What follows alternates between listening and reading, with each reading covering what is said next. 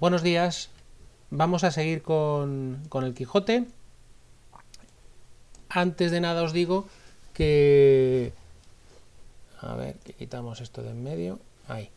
Antes de nada os digo que me están gustando mucho los vídeos que habéis mandado. La verdad es que son muy imaginativos. Que si Composite, que si escribiendo en la pantalla, que si grabando la pantalla. En fin, muy buenos. Copiaré alguna de las técnicas próximamente. Para los que todavía no lo habéis subido, ya habéis visto que las tareas tienen una fecha a tope, que en este caso creo que era hoy o una cosa por el estilo, y luego una cierta flexibilidad. Uno puede seguir subiendo o ayer, no sé cuándo terminaba el plazo. Luego tienen una cierta flexibilidad. En este caso os pido que terminéis los vídeos cuanto antes, porque es lo que nos va a permitir avanzar en el trabajo sobre Madre Coraje y sus hijos, ¿vale? Porque a partir de vuestros vídeos es como vamos a componer el estudio de Madre Coraje. Entonces, pues eso, pues que os toméis, si lo necesitáis, 2 o 3 días más, pero salvo que haya una circunstancia especial, porque me lo decís, oye, pasa esto, pues bien, pues miramos a ver, pero en general, pues eso, en 2 o 3 días deberían estar los vídeos. Bueno, vamos con el Quijote. Os recuerdo que, como es una obra muy compleja y muy rica, el planteamiento que estamos haciendo es, a partir de elementos interesantes, nos focalizamos en algunos elementos interesantes y a partir de ahí, pues componemos una imagen, ¿no? A base de retazos de una obra que ya digo que es muy, muy rica y muy compleja. El otro día estuvimos hablando de la locura de Don Quijote, empezamos con la locura de Don Quijote y saltamos a quijotización y sanchificación. Esto de quijotización y sanchificación, si no recuerdo mal, lo dejamos, bueno, no lo leímos todo, pero bueno, se puede dar por visto. La idea es que a lo largo de la obra Don Quijote va adquiriendo características de Sancho Panza, como pueden ser el apego a la realidad, la preocupación por el alimento, el sustento, donde dormir, etcétera, e incluso el uso de refranes, que al principio es característico de, de Sancho, y al revés, ¿no? El fragmentito que leímos, del principio de la segunda parte, nos da idea de cómo cambia Sancho hasta el punto de que su mujer no le entiende, y esto nos va a servir ya para enlazar con el primer tema de hoy, hasta el punto de que el narrador, bueno, ahora veremos quién es el narrador, el traductor, todo esto, el narrador duda de la veracidad del diálogo, ¿vale? Bueno, pues entonces nos va a servir esto para enlazar con otro de los temas que están aquí, que es este de la perspectiva narrativa, los autores del Quijote. Estamos muy acostumbrados en la literatura moderna a este tipo de perspectiva, es decir, a verlas, a que nos narren una misma acción desde diversos puntos de vista, a que el narrador adopte una perspectiva irónica o dudosa sobre otra narración, es decir, el narrador dice algo así como, bueno, yo me encontré estos papeles, no me los creo mucho, pero os los transcribo, ¿no? Algo así. Antes del Quijote, ya lo sabemos, porque lo hemos leído, ¿no? Antes del Quijote ya existían este tipo de juegos de perspectiva, lo hemos, por lo menos hace poco, en la Celestina, ¿no? Lo hemos visto.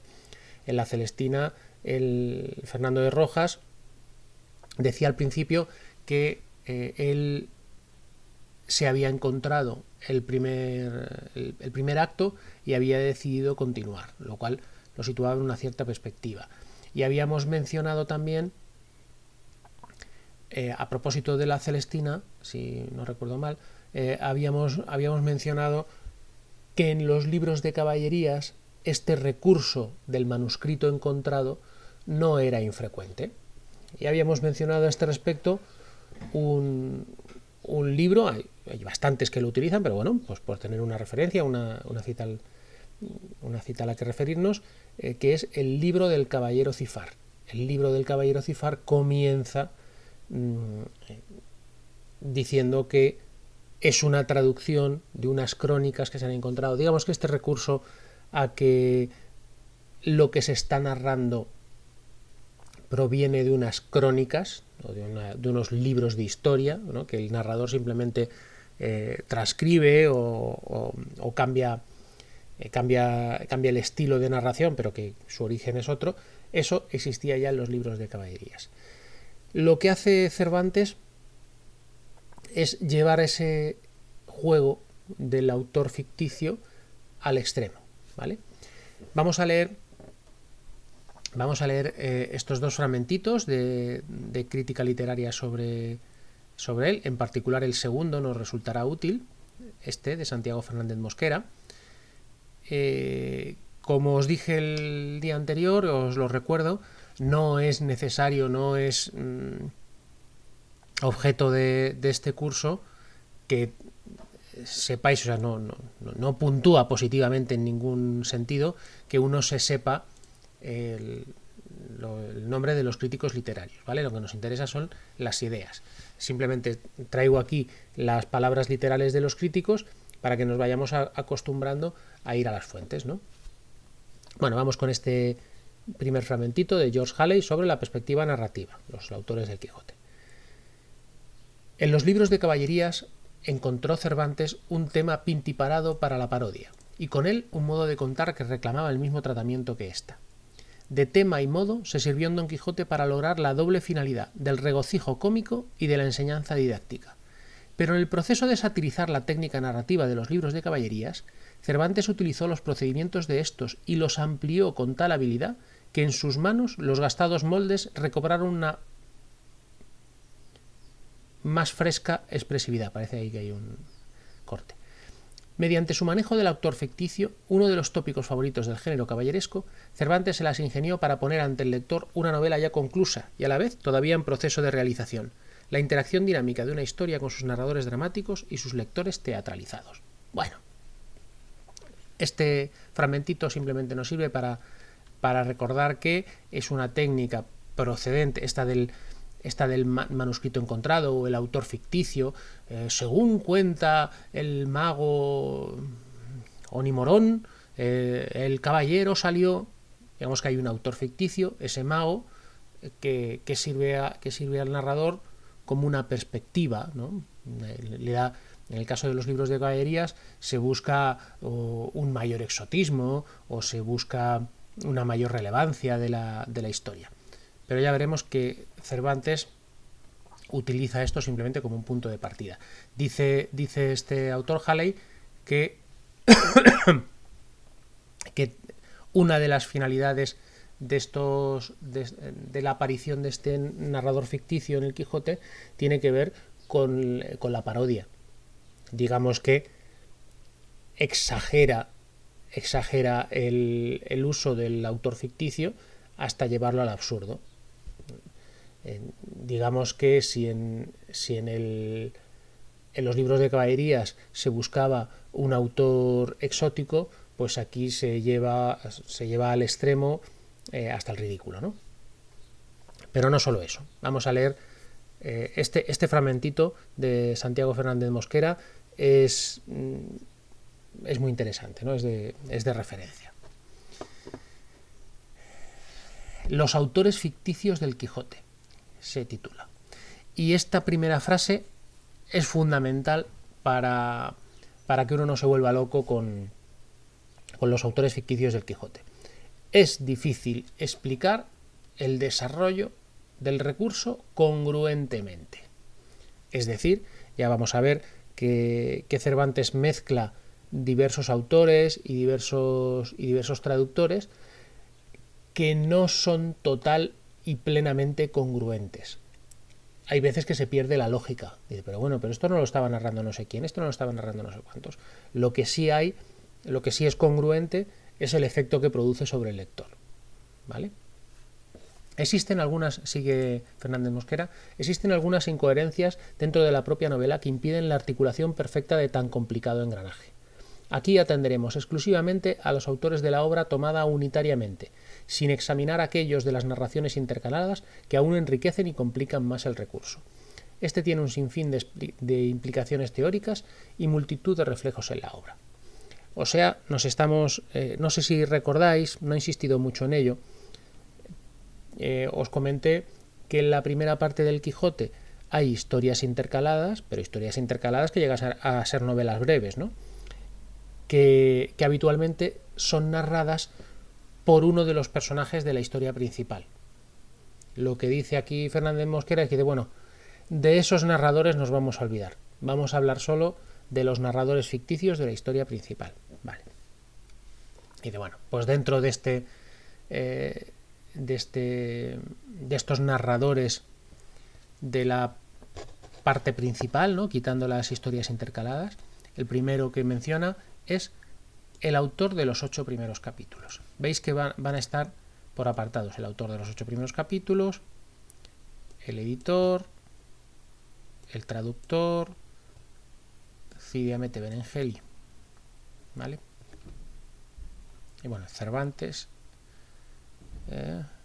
y el autor definitivo, ¿no? Lo que llama el autor definitivo.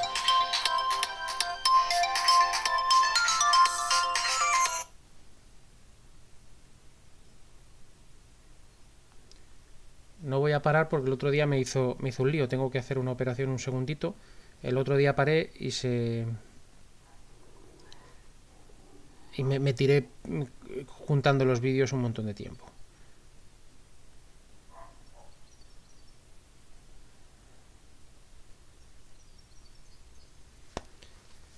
Muy buenas. Muy buenas. Muy buenas. Ya está desarmado. No, porque estaba grabando un vídeo. Venga, hasta luego. Dios. Dios.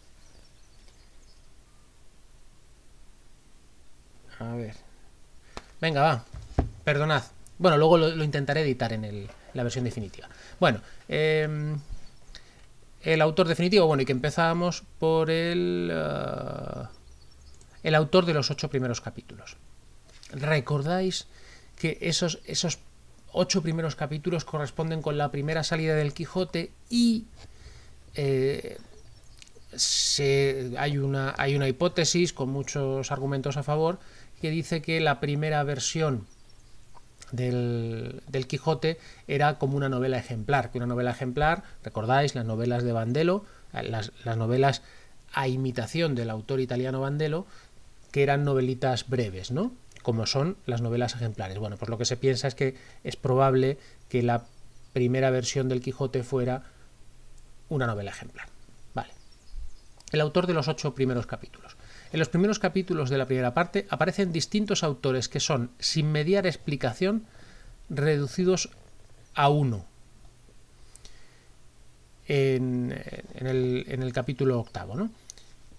Y cita literal del Quijote, que en esto hay alguna diferencia en los autores que de este caso escriben. Uno solo, aunque varios en principio. La novela tiene un comienzo vacilante, distinto al segundo autor. Es el autor de los 8 primeros capítulos.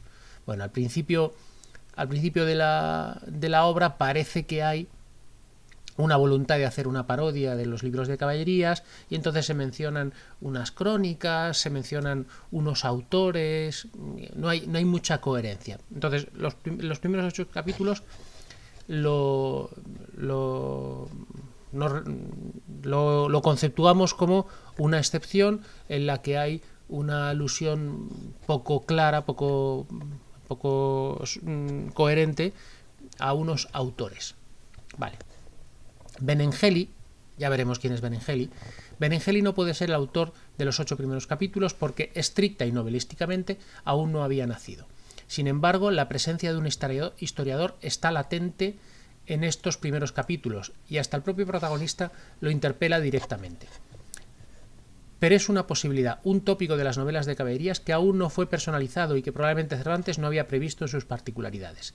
A este sabio encantador, todavía no perfilado, se le atribuyen cualidades que Cide Hamete no poseerá, como la curativa. La aparición de otro sabio, Frestón, confirma la voluntariedad de la presencia de este tipo de personaje. Bueno, en los 8 primeros capítulos tenemos unos narradores de la historia, pero poco concretos, sin personalidad propia todavía, ¿no? El segundo, bueno, ya veremos que Cide Hamete Benengeli, que está aquí referido, es el autor de la historia de Don Quijote, que se menciona más veces, ¿no? Vamos aquí. El segundo autor, ¿no? El primero, el de los 8 primeros capítulos. Segundo, el editor. Dentro del juego de personajes de los autores ficticios de la obra, el editor forma pareja cristiana junto a Don Quijote, frente a la pareja musulmana de Cide Hamete y el traductor. O sea, aquí tenemos, por un lado tenemos a Cide Hamete Benengeli, cuyas palabras escuchamos transcritas literalmente en algunos momentos. Cide Hamete Benengeli es un autor del relato de la vida del Quijote ficticio, ¿no?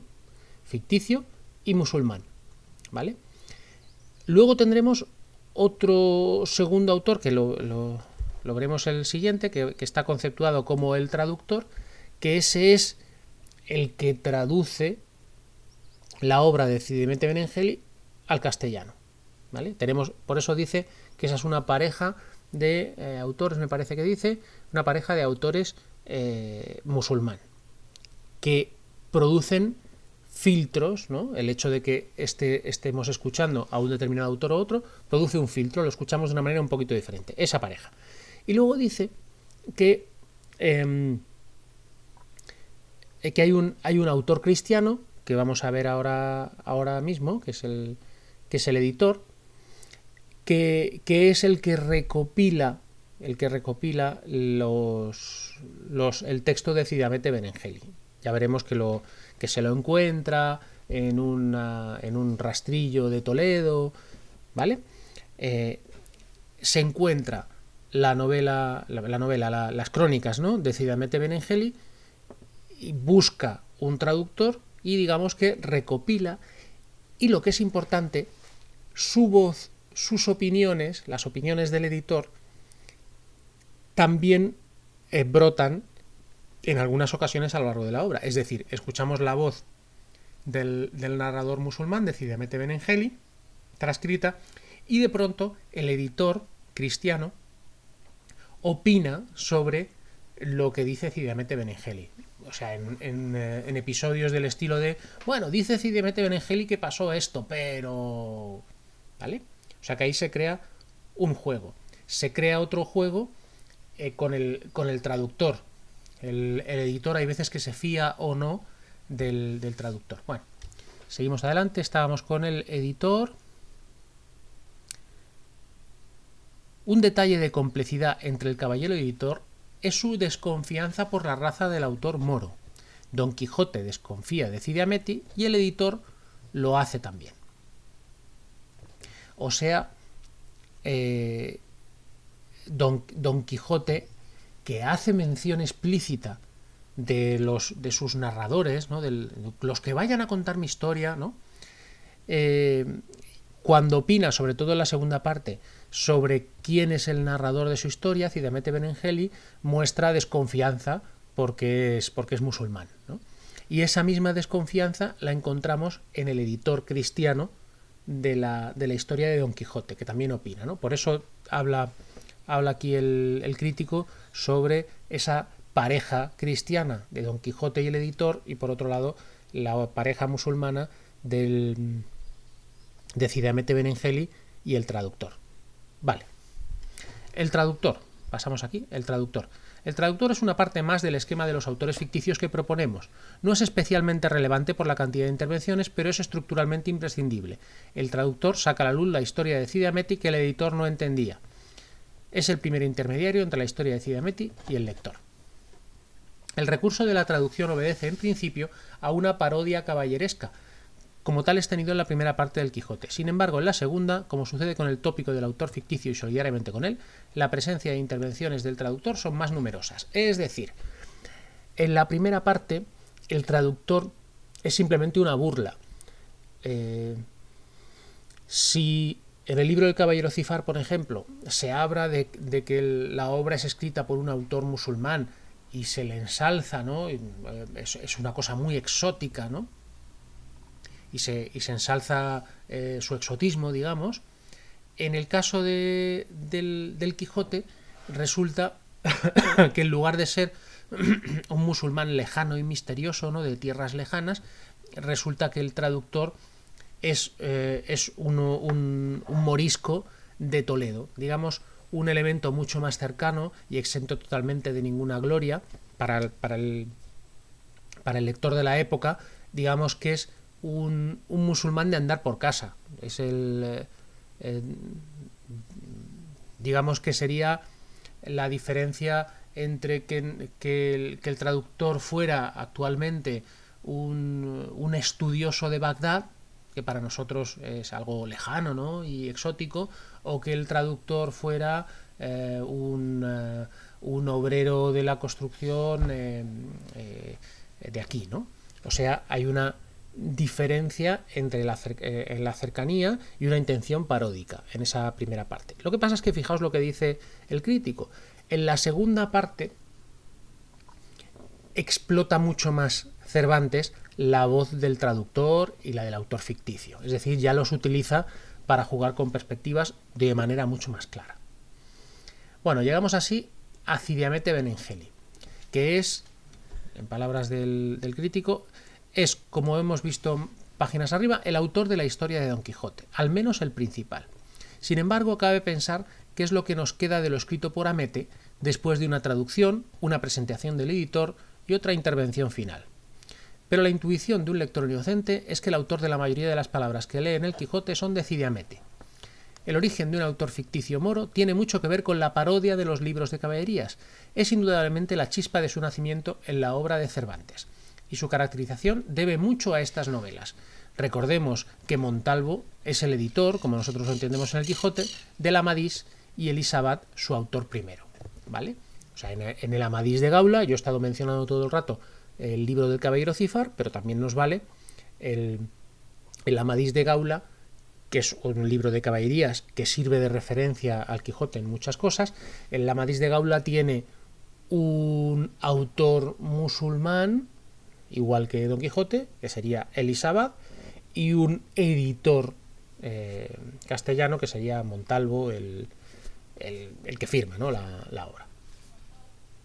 Y por último, añade el crítico, que no me acuerdo cómo se llama, por eso digo el crítico todo el rato, Santiago Fernández Mosquera, que nos da igual, pero bueno, como estaba diciendo el crítico todo el rato, el autor definitivo. Se trata de un autor distinto al de los 8 primeros capítulos, al editor, al traductor y a Cide Hamete. Este autor, que está bien escondido en las páginas de la novela, controlaría toda la obra desde su comienzo, incluido los 8 primeros capítulos, y sería el responsable último de la obra. Digamos que tenderíamos a identificarlo con Cervantes. No es exactamente Cervantes, claro, ¿no? Porque es el narrador de todo, pero nos vale. En cuanto a los autores del Quijote, me va a interesar que nos acordemos de que los 8 primeros capítulos no entran dentro de esa coherencia general, ¿vale? Y que, bueno, pues hay un autor de los 8 primeros capítulos que nos sirve para quitarnos de en medio esos. Y me interesa el editor, que es el autor cristiano que recopila la obra, el traductor y Cide Hamete Benengeli, ¿vale? Con los juegos entre estos 3 autores sacaremos gran parte de partido al Quijote, ¿no? Vamos a leer ahora unos fragmentitos que nos sirven para ilustrar, ¿no? este juego entre autores. De la primera parte del capítulo 8, este fragmentito. Bien es verdad que el segundo autor de esta obra no quiso creer que tan curiosa historia estuviese entregada a las leyes del olvido, y así, con esta imaginación, no desesperó de hallar el fin de esta apacible historia, el cual, siendo el cielo favorable, le halló del modo que se contará en la segunda parte. ¿Vale? Aquí se menciona de una manera todavía poco coherente a un segundo autor, hay unas referencias paródicas al autor, al relator primero de la obra, ¿no? Vamos a leer bueno, vamos a saltarnos directamente porque tampoco, quiero decir, no disponemos de tanto tiempo para detenernos, aunque es interesantísimo el juego que hace Don Quijote y divertido, ¿no? Entre autores. Fijaos, ya estamos en la segunda parte del Quijote, por lo tanto en el Quijote de 1616, ¿os acordáis? De 1605 la primera parte, de 1616 la segunda. En la segunda parte del Quijote es donde se concentran los juegos entre realidad y ficción más claros, ¿no? Aparece de manera explícita Cervantes en la segunda parte, aparecen personajes del Quijote de Avellaneda, ¿os acordáis? El Quijote ese falso, ¿no? que se publica en 1615, un año antes que la segunda parte de Cervantes. Y ahí hay un juego, ya es un festival, ¿no? Un juego de perspectivas constante. Dice el Quijote en esa segunda parte, capítulo 53.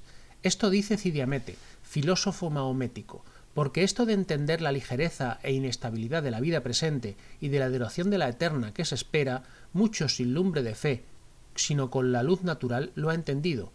Pero aquí nuestro autor lo dice por la presteza con que se acabó, se consumió, se deshizo, se fue como sombra y humo el gobierno de Sancho. O sea, aquí está interpretando, el autor principal está interpretando las palabras de Cidiamete. No, Cidiamete dice esto, pero lo dice por esta cosa, ¿no? Y aprovecha, todo el rato está aprovechando para hacer juegos con los prejuicios de los lectores de la época sobre los musulmanes, etcétera, ¿no? Bueno, solo un fragmentito para que os hagáis idea de cómo es este juego constante, ¿no? De la primera parte del capítulo 52, pero el autor de esta historia, puesto que en la época significaba aunque con curiosidad y diligencia ha buscado los hechos que Don Quijote hizo en su tercera salida, no ha podido hallar noticia de ellas, a lo menos por escritoras auténticas, ¿vale? Es constante este juego. Vale, con esto nos es suficiente para hacernos idea de esto, de la perspectiva narrativa. Sobre la estructura, pues ya, si os parece, terminamos con la estructura. Esto de las historias intercaladas. Ya os dije que era costumbre en la época, lo normal en la época era buscar la variedad y por lo tanto una cosa apreciada por los lectores y por los autores de la época era que se intercalasen historias para darle diversidad, ¿no? Digamos, uy, en lugar de qué rollo dirían en la época, qué rollo escuchar una sola historia. Es mucho más agradable que esa historia se vea interrumpida de vez en cuando con alguna historia intercalada que cuente algún personaje o cosa por el estilo. Eso en fin, es un cambio en los gustos, ¿no? A nosotros nos pasa lo contrario. Si nos intercalan una historia, desconectamos, porque lo que queremos es que nos cuenten la historia principal. Bueno, y os dije también que esa intercalación de historias estaba solo en la primera parte del Quijote. En la segunda parte tiene en este sentido, y en otros muchos, ¿no? Pero en este sentido tiene un planteamiento más moderno. La trama principal mantiene todo el rato el foco de atención. solo un paréntesis rápido, esa búsqueda de la diversidad para entretener sucede también con la manera de intercalar las historias. Hay unas historias que se intercalan de manera abrupta, digamos que hay un personaje que se encuentra una novela y decide leerla, y zasca, la lee entera, ¿no? Es verdad que está en la voz de un personaje, pero te casca la novela entera. Es un nivel de intercalación, digamos, más primitivo. Luego hay con las historias de Sierra Morena, que se suelen equiparar un poco al tipo de dinámica que había en las novelas de pastoriles, ¿recordáis? Un espacio cerrado en que muchos personajes o algunos personajes van encontrándose unos con otros. Bueno, pues ahí en ese contexto hay un nivel de intercalación un poquito más sofisticado. Nos encuentra un personaje se encuentra una historia escrita, se lee esa parte de esa historia escrita, pero esa historia escrita queda truncada y la historia, en lugar de seguir siendo leída, digamos que pasa a formar parte de la trama principal. Es decir, se lee ese diario de ese personaje y a continuación aparece ese personaje en la trama principal y vemos cómo termina esa novela que hemos empezado leyendo, ¿vale? Ese es un segundo grado de integración de las historias intercaladas, ¿vale? Y nos encontramos algunos más, ¿no? Hay veces en que había una tendencia enorme a introducir relatos breves, historietas, ¿no? Las facecias que llamamos a propósito yo creo que del Lazarillo de Tormes lo mencionamos, ¿no? Esas facecias que son historias, ¿no? Historias breves que se narraban pues para ilustrar alguna enseñanza, por lo general, ¿no? Un poco al estilo del libro del Conde Lucanor, por ahí, ¿no? Bueno, pues también esas historias están intercaladas. Bueno, todo esto sucede en la primera parte, intercalación de episodios. En la segunda parte eso ya no existe. Este señor, tú fíjate, Hans-Georg Neuschafer. Ya os reitero que no hace falta que... Ya lo veis, que no me lo sé ni yo. Es evidente que no hace falta que os sepáis las citas, ¿no? Sino un extracto del contenido. En cuanto a la primera parte de la novela, es obvio que la relación entre episodios y acción principal es bien distinta de la que casi en el mismo tiempo establece Mateo Alemán en El Guzmán de Alfarache. ¿Recordáis? El Guzmán de Alfarache, un libro continuador de la novela picaresca, en el que había unas historias intercaladas, incluso sermones, ¿no? ¿Recordáis que os lo comenté? Dice, en El Guzmán los episodios son realmente independientes de la acción principal. Además, contribuyen mucho más a la pura delectación que la misma acción principal, que en Alemán es tan sobrecargada de reflexiones morales que con dificultad avanza. En el texto de Cervantes, en cambio, no se encuentra ninguna enseñanza directa o ex cátedra, ni en la acción principal ni en los episodios. Bueno, que aquí en la primera parte, lo que sacamos en claro es que en la primera parte del Quijote hay episodios intercalados. Me vale. Y listo. Las historias intercaladas. Vamos a seguir con la estructura.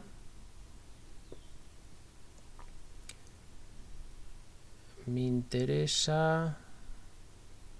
Tiki, tiki, tiki. Aquí. Una cosa que mencionamos,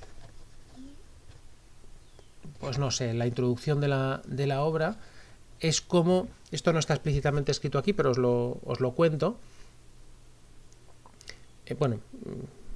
Está más o menos. Esos dos espacios principales y muy peculiares en los que se desarrolla la acción de Don Quijote. Uno son los caminos y otro las ventas. Los caminos facilitan la estructura episódica, voy por el camino y me voy encontrando historias, ¿no? Soy el personaje principal, yo soy el que no varío, y hay una estructura episódica, por el camino me voy encontrando aventuras, ¿vale? Esa es una primera estructura, ¿no? del Quijote, y por otro lado están las ventas, en las que se encuentran muchos personajes de distinta clase social, ¿no? Aquí. La destartalada venta manchega es el lugar ideal, tanto como lo es real, donde desarrollar buena parte de la acción de una historia tan agitada y movida que requiere descansos. Cervantes necesita un marco natural donde encajar a tan variada multitud y no puede elegir uno mejor que la democratizadora venta. La venta, lugar por nada rebuscado, artificial o artificioso, se convierte en el escenario más idóneo donde enmarcar de una vez a gentes de diversas condiciones, profesiones, creencias, edades y sexos, y todos ellos pueden no solo contar sus hazañas pasadas, sino llevar a cabo otras, ¿vale? O sea que eso es, dicho con otras palabras, lo que os estaba comentando. En las ventas coinciden muchos personajes que interactúan y que les pasan cosas. En las ventas se encuentra para que os hagáis idea, ¿no?, del tipo de juego que hay, se encuentra personajes de las historias intercaladas. En la venta se encuentran personas de alto rango social y el barbero al que le robó la bacía para hacerse el yelmo ese, ¿no?, el yelmo de Mambrino, que seguro que del que tenéis imagen, ¿no? A ver. Este casco, digamos, de Don Quijote es en realidad una bacía de barbero. La muesca esta que tiene sería para ponérsela aquí, y de esa manera, pues cuando se afeitaban, pues caía el agua ahí y podían hacerlo de manera más cómoda. Don Quijote confunde la bacía con un yelmo, con un casco de caballero, y entonces se produce la confusión. Estábamos aquí. Vale. Y estamos sobre los caminos y las ventas, tal. Citas del texto. Paréceme, señor, del capítulo 9, es decir, justo al terminar la primera salida de Don Quijote. Paréceme, señor, que sería acertado irnos a retraer a alguna iglesia, que según quedó maltrecho aquel con quien os combatisteis, no será mucho que den noticia del caso a la Santa Hermandad y nos prendan. Y a fe que si lo hacen, que primero que salgamos de la cárcel, que nos ha de sudar el hopo. Calla, dijo Don Quijote, ¿y dónde has visto tú o leído jamás que caballero andante haya sido puesto ante la justicia por más homicidios que hubiese cometido? Yo no sé nada de homicidios, respondió Sancho, que en mi vida le caté a ninguno. Solo sé que la Santa Hermandad tiene que ver con los que pelean en el campo y en esotro no me entremeto. Vale. Aquí varios elementos. La Santa Hermandad era como, iba a decir como la Guardia Civil, en fin, era un cuerpo compuesto por voluntarios en buena parte que se dedicaba a guardar la seguridad de los caminos. De ahí seguro que habéis oído la expresión de a buenas horas mangas verdes. Los miembros de la Santa Hermandad llevaban un sayo, yo no sé cómo se llamaría aquello, verde, con las mangas verdes, y claro, como eran voluntarios y los caminos eran francamente peligrosos en la época, acostumbraban a llegar tarde, ¿no?, a socorrer a los caminantes, y de ahí la expresión de a buenas horas mangas verdes. Digamos que siempre llegas tarde, ¿no?, cuando ya todo está resuelto. Otro fragmentito del capítulo 45 de la primera parte del Quijote.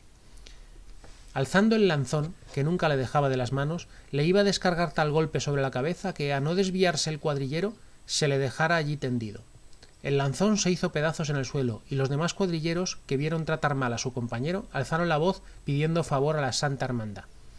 El ventero, que era de la cuadrilla, es una escena que está produciéndose en una venta, ¿no?, entró al punto con su varilla y por su espada, y se puso al lado de sus compañeros. Los criados de Don Luis, fijaos aquí el follón que tenemos, todos los personajes que se mencionan. Es evidente que no podéis tener una imagen de lo que está sucediendo, pero fijaos todos los personajes que tenemos aquí en el baile.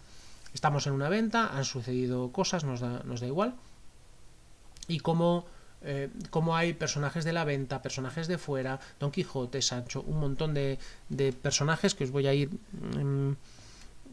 os voy a ir mencionando de su procedencia para que os hagáis idea del juego de personajes que se monta en esta venta. El ventero, que era de la cuadrilla, bla bla.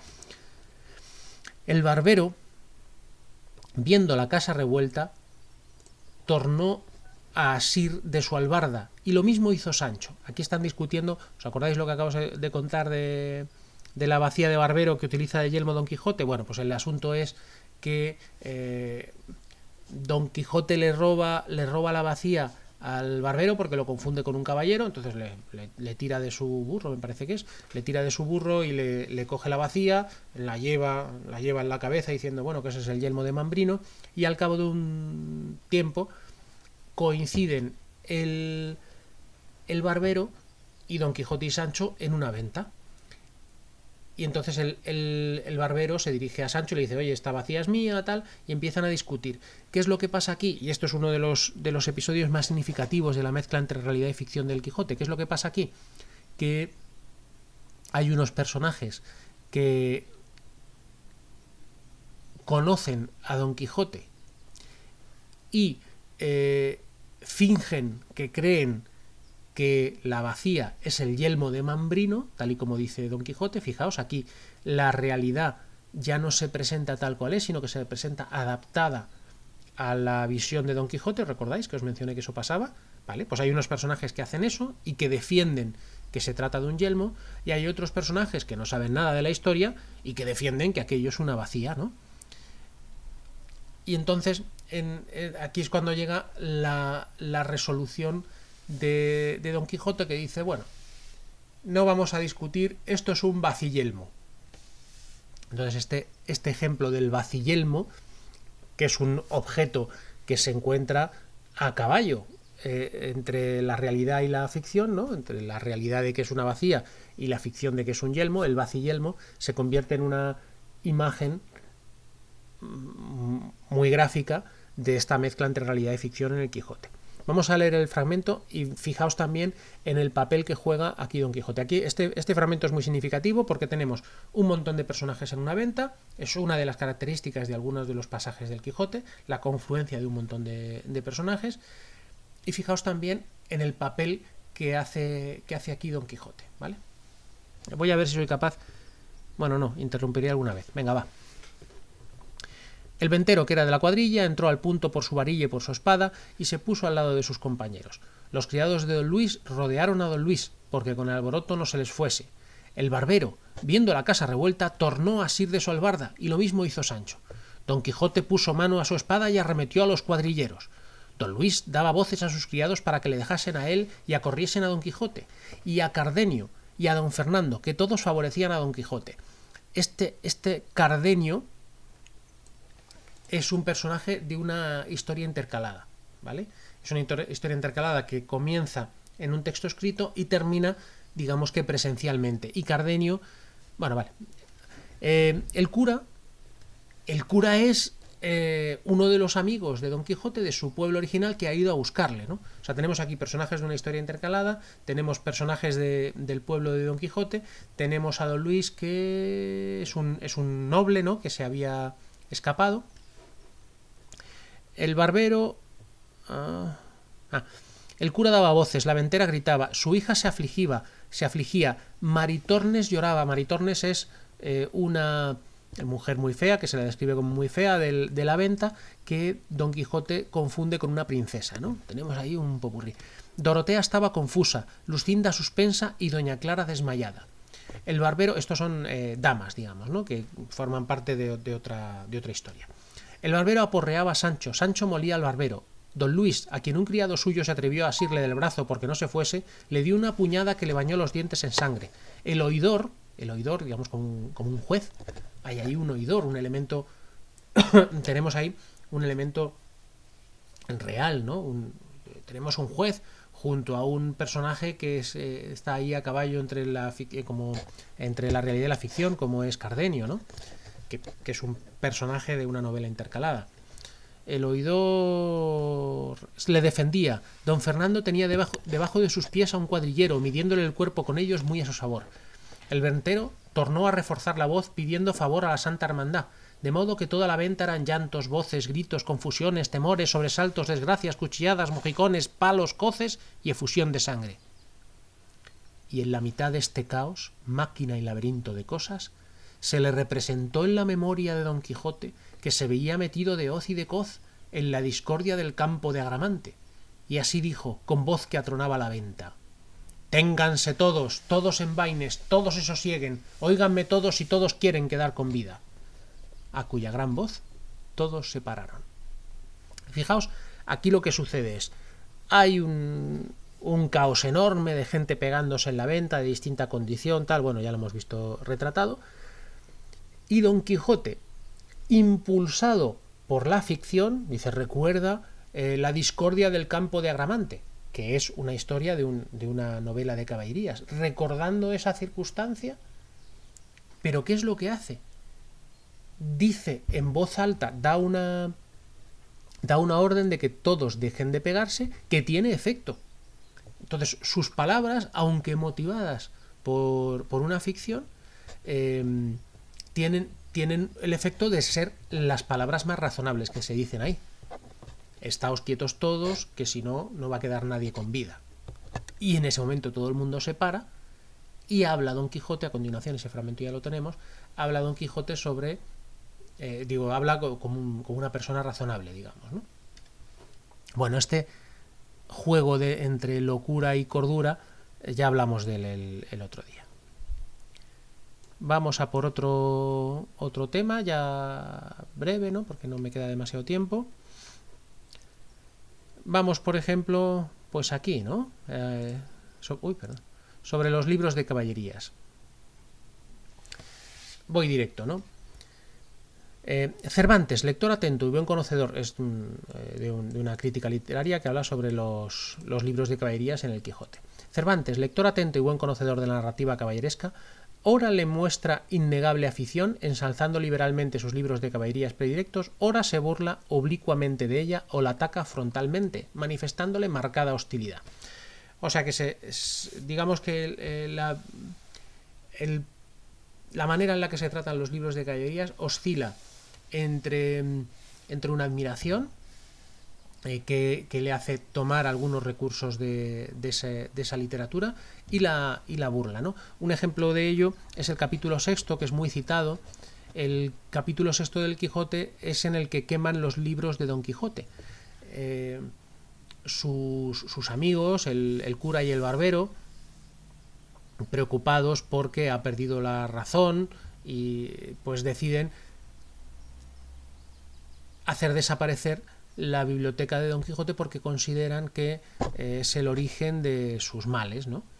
Y entonces pues se ponen a expurgar la biblioteca. Se ponen a coger los libros para tirarlos al centro del patio para quemarlos, pero por el camino van salvando algunos. Bueno, pues ahí lo utiliza Cervantes como un recurso para hacer una crítica literaria, ¿no? de novelas contemporáneas y no tan contemporáneas. Y hace una revisión. Y dentro de esa revisión hay algunas obras de caballerías, como la Amadís de Gaula o Tirante el Blanco, que son rescatadas por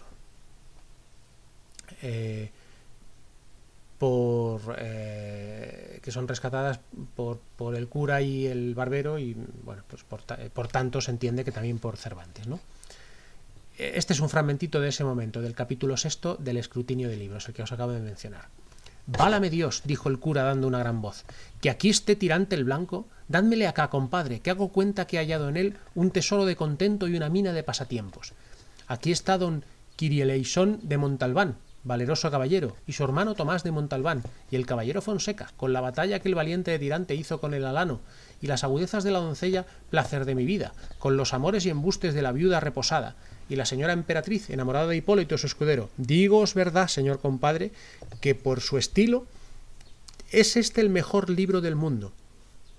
Aquí comen los caballeros y duermen y mueren en sus camas y hacen testamento antes de su muerte, con estas cosas que de todos los demás libros de este género carecen.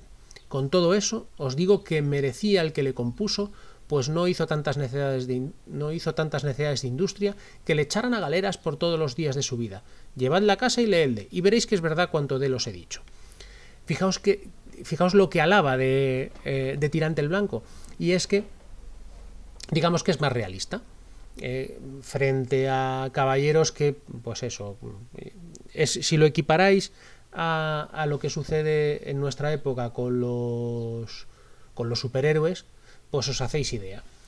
Tenemos frente a un grueso de obras de superhéroes, de caballeros, ¿no? En la época, a un grueso de caballeros en los que pues la fantasía les permite que tengan una batalla, sufran heridas y al día siguiente estén en otra batalla, ¿no? Sin ningún problema. ¿Verdad que eso es algo que sucede por lo general en los cómics y en las películas de superhéroes? Frente a esos hay también otro género de obras de superhéroes, de caballeros, ¿no? en esta época, que le introducen un mayor realismo, ¿no? Habéis visto algunas películas de superhéroes o cómics de superhéroes en los que la cosa no es tan fantasiosa, sino que se intenta hacer una conexión con la realidad. En este punto estaría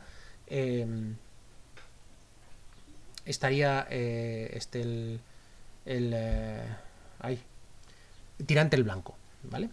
No, es más realista, es de caballerías, pero es más realista. Y Cervantes estaría en la posición, digamos, de Watchmen, ese cómic de Alan Moore, que lo que hace es mantener una visión cambiante sobre el mundo de los superhéroes. En el caso de Watchmen, ¿no? En unos momentos se burla, en otros momentos aprovecha sus recursos, etcétera, ¿no? El Quijote estaría en ese nivel de juego. Bueno, vamos a leer estos dos fragmentitos y con eso cierro. Sobre los libros de caballerías. La primera parte en el capítulo 47. La opinión del cura, del canónigo. No he visto ningún libro de caballerías que haga un cuerpo de fábula entero con todos sus miembros, de manera que el medio corresponda al principio y el fin al principio y al medio, sino que los componen con tantos miembros que más parece que llevan intención a formar una quimera o un monstruo que hacer una figura proporcionada. Fuera de esto, son en el estilo duros, en las hazañas increíbles, en los amores lascivos, en las cortesías mal mirados, largos en las batallas, necios en las razones, disparatados en los viajes y finalmente ajenos a todo discreto artificio, y por esto dignos de ser desterrados de la República Cristiana como gente inútil. Y al final de la segunda parte, o sea, estamos ya en un nivel de juego literario muy, muy, muy potente. Dice: el prudentísimo Cide Hamete dijo a su pluma. Ojo, ¿os acordáis, no? Cide Hamete, el autor musulmán, bla, bla. Aquí quedarás colgada de esta espetera y de este hilo de alambre, ni sé si bien cortada o mal tajada péñola, pluma mía, a donde vivirás luengos siglos si presuntuosos y malandrines historiadores no te descuelgan para profanarte. Y con esto cumplirás con tu cristiana profesión. Os fijáis la ironía, ¿no? Del musulmán que dice la cristiana profesión, aconsejando bien a quien mal te quiere. Y yo quedaré satisfecho y ufano de haber sido el primero que gozó el fruto de sus escritos enteramente, como deseaba, pues no ha sido otro mi deseo que poner en aborrecimiento de los hombres las fingidas y disparatadas historias de los libros de caballerías, que por las de mi verdadero Don Quijote van ya tropezando y han de caer del todo, sin duda alguna. Vale. Aquí se trasluce una de las intenciones que sin duda existen en el Quijote, que se mantienen durante un tiempo, pero que se hacen complejísimas, ¿no? Y en cuanto a su profundidad y su diversidad, que es la intención paródica de los libros de caballerías, ¿no? Lo que pasa es que fijaos cómo en esa intención paródica se burla de sí mismo, ¿no? Porque dice, bueno, las fingidas historias de los caballeros van a quedar en evidencia por las de mi verdadero Don Quijote, ¿no? Hay una intención irónica de burlarse de todo el mundo clarísima, ¿no? Dice, vaya, pues si es el verdadero Don Quijote el que salva de las fingidas historias, pues mal vamos, ¿no? Pero todo esto es consciente Cervantes y juega con ello. Bueno, nada, el próximo día más. Nos vemos. Hasta luego.